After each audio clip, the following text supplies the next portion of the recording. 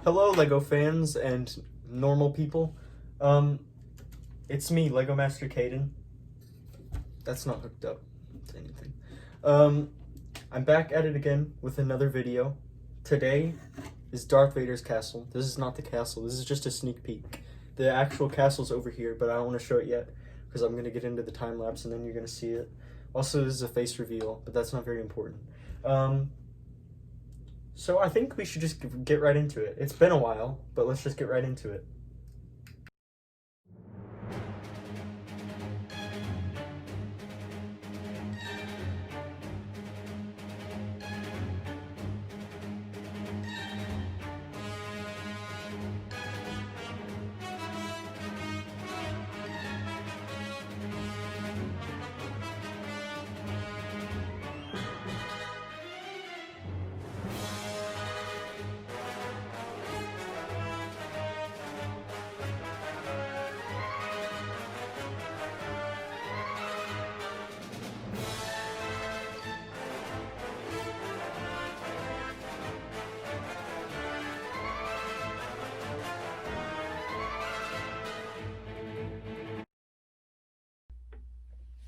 We are now in the review portion of the video. Like always, we're going to be starting out with the minifigures first. Obviously, the first minifigure is going to be none other than Darth Vader himself. This is Darth Vader's castle after all. Like always, with these new Darth Vader minifigures, you can take off his upper helmet without having to remove the bottom portion of the helmet. And he has the newer head with the scars on the back. No arm printing, sadly, because this set came out before his arm printing became standard. Our second minifigure is, of course, the back to tank version of Darth Vader with his respirator and no armor. He has the metallic arm on this side and two metallic legs, because he obviously lost them to Obi-Wan in Revenge of the Sith. He can fit right into this back to tank over here, and it will close, and that's how he stays alive. That's his primary function in this set. Moving on, we have our next two minifigures, the Imperial Red Guard. These are essentially the same as every other Red Guard. There's not really any differences, I don't think. They have their saber staffs, obviously, and I think they look pretty cool. Moving on, this is a pretty unique looking stormtrooper. This is the Imperial Transport Pilot. He has red coloring on his arms, on his helmet, and on his chest. He has a blaster, and that's about it. Under here, he has a normal stormtrooper face. And he has a pretty unique shaped helmet, not unlike most other stormtroopers. And he goes on top of the castle to move around this stud shooter up here. And it, like all other stud shooters, it will fire a stud. I'm not going to demonstrate because I don't want to lose that.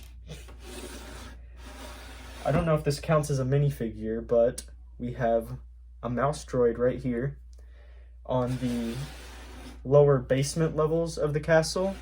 There is a mouse droid charging station where he can back up into right here. You can see him in there. There is a kyber crystal for Darth Vader's lightsaber right there. And this is just the little charging station for the mouse droid. Moving on to the other side of the basement, we have I believe this is a shrine to Darth Sidious, who is Darth Vader's master in the movies. There's a little opening right here for a lightsaber hilt, I believe. And there's this is just the shrine. It has two cool black Darth Sidious figures right there. And I think this, well, it's a sticker, obviously, but This piece right here looks very cool, despite it being a sticker. That's my only criticism of that. Moving on to the second floor, we have Darth Vader in his Bacta-tank. You can put the Imperial Guard up here to guard him. He has his vital sensor on this side, right there. On this side, there is the entrance to Darth Vader's castle with a door that opens right here. And before moving up, I think we should show off the exterior of the castle itself. Obviously, it's very tall. It looks very cool. Has an opening right here. You can see the stud shooter with the Imperial transport pilot. There's lava pouring out because obviously this is on Mustafar. And moving on to the second floor, we have Darth Vader's think tank. I don't know what you call this thing, but it is from the movies where he can just go inside there and you can see him in there. Yep, right there. And I can bring this down, or I can leave it up if I want. And right here is a hologram version of the Emperor, or Palpatine, or Darth Sidious, or whatever you want to call him. And on the top floor is obviously the gunner position with the Imperial transport pilot. The last thing that I can show you in this set is actually a very cool addition, I think. It's Darth Vader's TIE Fighter, just right over here.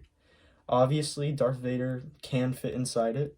If I bring it down and I put him inside of there, and you can see him in there, he fits pretty well. It's a little small, but that's just how it has to be for this set. And yep, it just flies around by itself. It's not attached to the set in any way, but there is a garage down here that you can put it inside of if you don't want to display it next to the set itself. And overall, I think this is a very nice set. It has a lot of cool features inside. I don't know what I would really criticize about this set.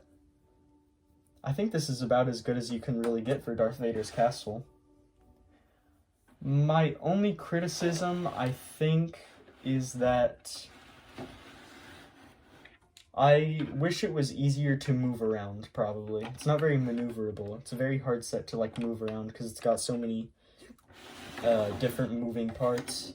But other than that, it's a very nice set. It's very high quality, and I definitely recommend that you pick this up. It's $120, but if you can, you should pick it up because it is very nice. It's very nice to display like this, or you can display it through the back like this. And I think that's all. I'll see you next time. I think the next video is going to be Grievous's Starfighter, the new set, and you'll see what I think of that. Until then, see ya.